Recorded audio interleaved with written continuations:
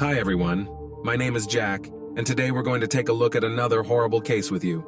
Martin Gardner sat on the porch of his desolate home, clutching a photo album he had received years after the tragic day. That album had become a symbol of his loss, a living testament to a terrible tragedy. Martin's gaze stopped at the pictures of his small and innocent children, Tallen, Sahvi, and Yahzee. These pictures were all he had left of his happy days. As he looked into their faces, he could almost hear their children's voices filling this house with laughter and warmth once upon a time. Martin's first child was Tallen, who was only 4 years old. To his father, he was the light of his life.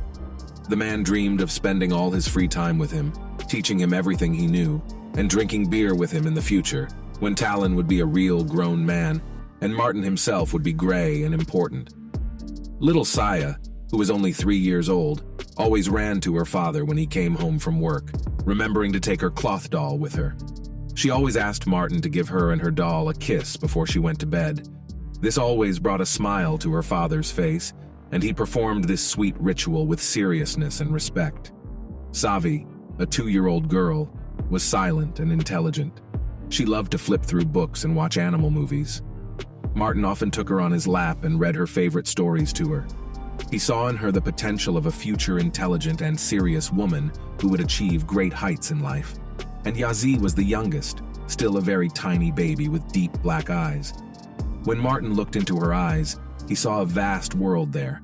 Those eyes were exactly like those of her mother, Shaninia Gardner. Martin remembered how happy he was that she had given him this beautiful world full of love, comfort, and children's laughter. But that world was shattered one fateful day. Shaninia Gardner was born in the late 80s in Memphis, the American state of Tennessee. Little is known about her early years, other than the fact that she was the daughter of Eleanor Snodgrass, who once inhabited the cozy cabins of Madison, Alabama. Shaninia's childhood and youth flowed as routinely as any other girl's. At that time, she was a young brunette with curly hair, slender and beautiful. The girl was always surrounded by loyal friends and displayed bright talents. Shaninia was filled with a true creative spirit. She had a unique gift of composing songs. Music was her passion, and singing was her way of expressing herself. Her vocal abilities caught the attention of the locals, and she became a local celebrity. However, singing was only one of her many hobbies. Shaninia was fascinated by the world of fashion and photography. She looked great in front of the camera and could turn everyday moments into works of art. Despite all these colorful hobbies, inside Shaninia was a woman full of charity who always found time for religion. She often attended church and carefully cared for her family. Everything in Shaninia's life seemed set and promised a bright future. Shaninia was only 14 years old when she met Desolate Clayton. It started with a casual introduction through mutual friends. They immediately found common ground and became friends. By the time they grew up and graduated from high school, their relationship became more serious, and the young people officially became a couple. Shaninia and Desolate spent a lot of time together. Everyone considered them serious and stable young people. However, there were some questionable episodes in their record. Both were seen in minor offenses, such as traffic violations or disorderly conduct on the streets. In 2008, things got more serious. Desolate was accused of assaulting a woman, and although it was done unintentionally, he was facing serious punishment. The guy got lucky, and soon all charges against him were dropped. Shaninia and Desolate did not formalize their relationship, but they lived together. In the same year 2008, the couple had a son, who was named Tallen. Shaninia became a caring mother, not only to him, but also to Desolate's 2 children from his previous relationship. Sonia Clayton, Desolate's mother, always saw Shaninia not just as a woman in love with her son, but as part of her family. Shaninia was noted for her devotion and care for her children, which made her special in Sonia's eyes. However, the lovers' relationship was not a long one, and little is known about what exactly happened between them. However, even after the breakup, they continued to maintain some distant communication. To Desolate, Shaninia remained a good wife and a caring mother. When Tallen was just 2 years old, Shaninia was involved in a small incident. It was a minor infraction, perhaps a parking ticket, or a minor argument of no great importance. It was all so insignificant compared to what the future held for her. Marrying Martin Gardner was a new phase in Shaninia's life. Fate had led her to this man who appeared to bring joy and stability to her life. Shaninia, on the other hand, won Martin over with her kindness and love for children. In her eyes, he saw an ocean of feminine tenderness and wisdom. Their story developed rapidly. In September 2013, they decided to start their life together and moved into an apartment complex in southeast Shelby County. The wedding was just the beginning of a new phase of their life together. Shortly after the celebration, they had their first child, baby Tallen. And in 2014, little Saya was born into the world. Soon, 2 more girls, Sahvi and Yahzee, came along, making their big family even happier and busier. In total, Martin and Shaninia had 4 children together, as well as 1 child from the young woman's previous relationship. For the young mom, children always came first, and she enjoyed working part-time at the children's hospital. Moreover, she was actively involved in a center that raised funds to help children. It was her calling, and she gratefully dedicated her life to helping those in need, on the cusp of a terrible event. Friday, July 1st, 2016. An ordinary day that didn't portend anything out of the ordinary. Around noon, Shaninia was on the phone with her husband, Martin. Her voice was calm, as it usually is. She told her husband that she was going to watch a movie with the kids. There was nothing to indicate that something terrible was going to happen on this ordinary day. And then, at that moment when the spouses were having a quiet conversation, an incomprehensible madness began to happen. Suddenly, Shaninia changed. She took a kitchen knife and went into the living room. There, she attacked her own 6-month-old daughter, Yahzee. The defenseless little girl who couldn't fight back was caught in a terrible trap. Her life was cut short in an instant at the hands of her most loved and closest person. Tallen, the oldest of the children, he was only 7 years old, witnessed this nightmarish scene. A terrible tragedy played out before his eyes, for which he was too young to understand. The boy thought only one thing: he must do something to save his younger brother and sisters. Panicked and desperate, he ran out of the house. Shaninia didn't stop there. The young woman followed her son out of the house, armed with a knife, ready to continue her nightmarish plan. She rushed after Tallen, but the man, terrified and desperate, screamed so loudly that he attracted the attention of the neighbors. A couple of neighbors heard his screams and quickly went outside to see what was going on. They found themselves witnessing a nightmare that did not settle in their minds. Realizing that Tallen was being watched, Shaninia went no further. However, the whole horror was not over yet. Shaninia returned to the house where Sahvi and Tallen were waiting for her. Distraught, she went up to the bedroom where the little ones were. It was the last moments of their innocent lives.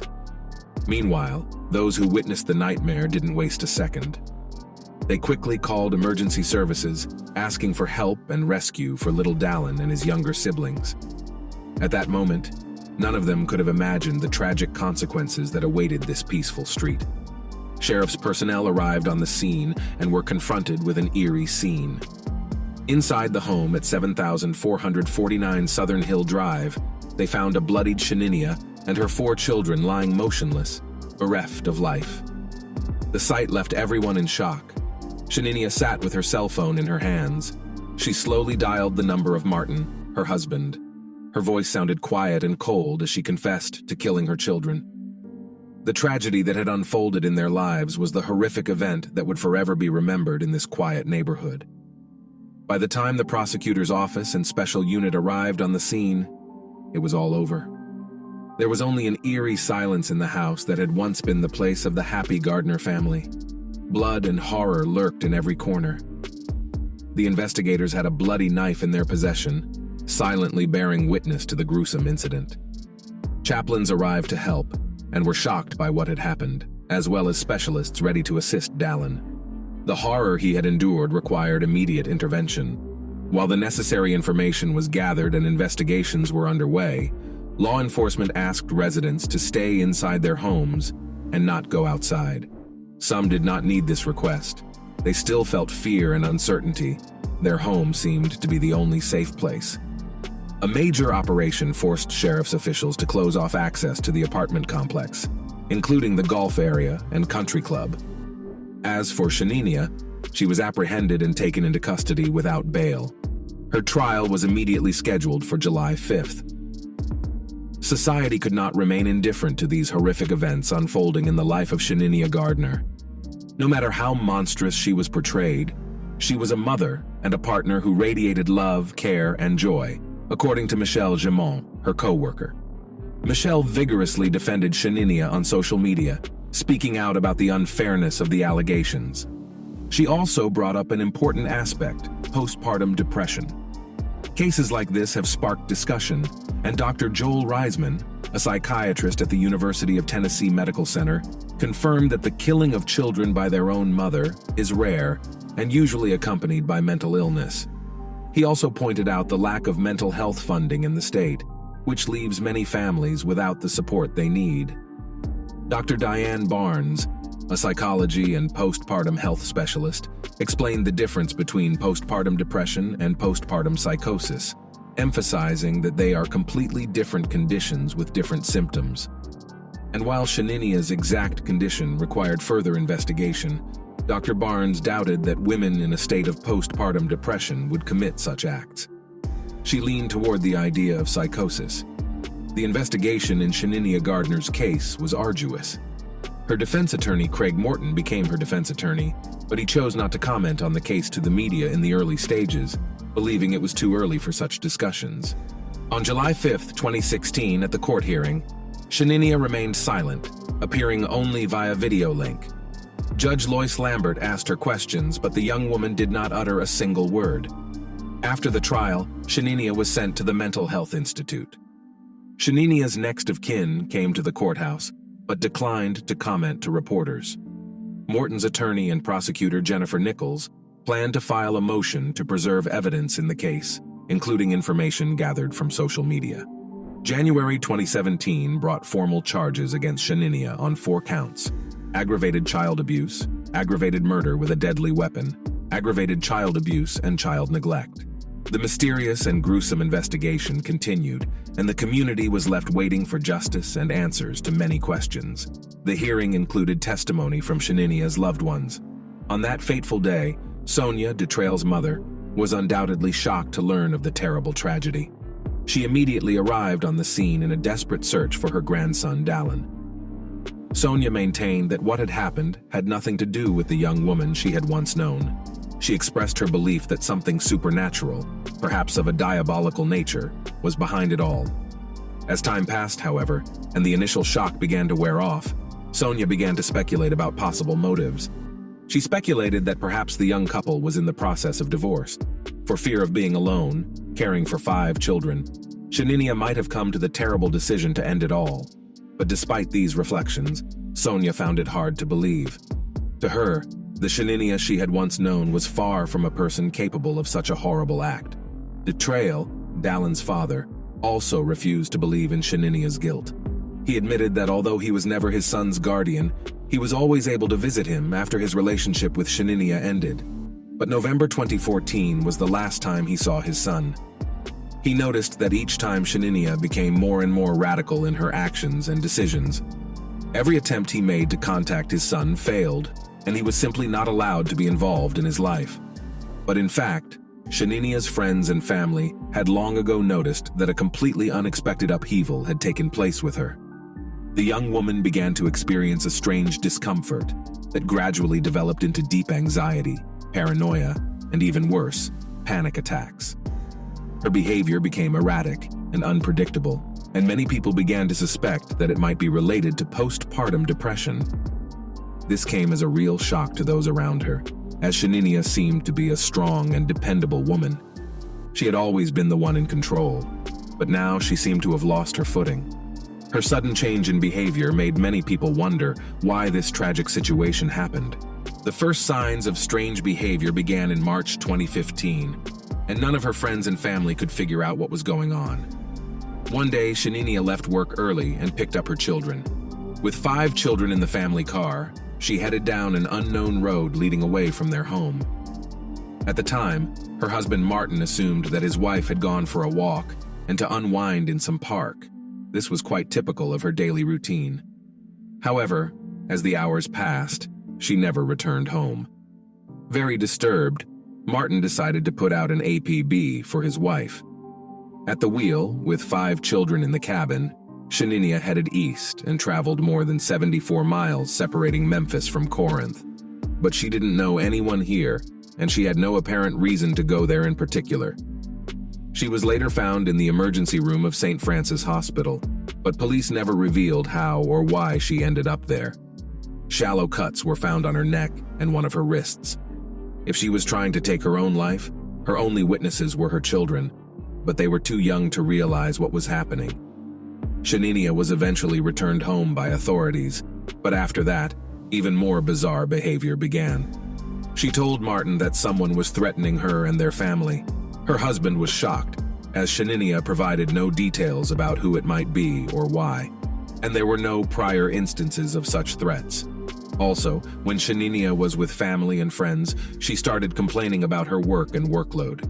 She claimed that she felt very bad about it. Soon, she began to claim that some of her co-workers wanted to harm her. Despite these abnormalities, Shaninia showed no signs of abuse or violence toward her children or others. The long wait for trial was not an easy one, and it was severely delayed due to the numerous psychiatric evaluations the defendant had to undergo. Added to this came the COVID pandemic, which only added to the length of the trial, longer than anyone expected. In 2021, the non-jury trial finally began. The defense focused its strategy on Shaninia's mental illness argument. The prosecutors acknowledged her said mental illness, but they insisted that the defendant was still capable of understanding the difference between right and wrong and was aware of the illegality of her actions. Finally, a Shelby County Criminal Court judge, James, rejected the defense, and in December 2021, Shaninia Gardner was found guilty of all charges against her. In February 2022, Shaninia, 34, appeared in court for sentencing, with her husband Martin also in attendance. Judge James sentenced her to life in prison for each count of murder, as well as 15 years for each additional count of child abuse and neglect. Shaninia will only be able to apply for the possibility of parole after serving a total of 51 years in prison. Given the 5 years she spent in prison prior to sentencing, Shaninia will be eligible for parole in approximately 46 years, when she will be 80 years old. After sentencing, the prosecutor stated that he agreed with the decision because it was consistent with their desire to achieve justice for Martin and his children. In turn, Martin expressed some relief upon learning that Shaninia would never be able to harm any children again. Sonia, Tallen's grandmother, stood among people, including neighbors, family members, and law enforcement officers, during an evening vigil at the apartment complex where the family lived. In remembrance of the innocent victims, those who came to say goodbye held red and white candles and prayed several times for the souls of the departed. The Reverend Pastor of the Baptist Church noted that the vigil was the beginning of a healing process for the entire community, because in the end, the only thing in the hands of those present was a desire to support the surviving baby and his father and help them through this difficult moment. Trail did not attend the memorial ceremony. On his behalf, Sonia told the media that he was too overwhelmed with anger to show up for the ceremony. The president and CEO of the children's hospital where Shaninia worked also expressed their condolences on behalf of everyone at the hospital. Martin's colleagues set up a social media account to help him with funeral arrangements for his 4 children. During the ceremony, while saying a few words about his children and family, Martin showed incredible fortitude and nobility in his words. In his final speech, he emphasized that his home was happy when his children and Shaninia were there, and that this is how it will remain in his memory forever. Thanks for watching, guys. That was Jack with you. Subscribe to the channel. There are many shocking stories ahead.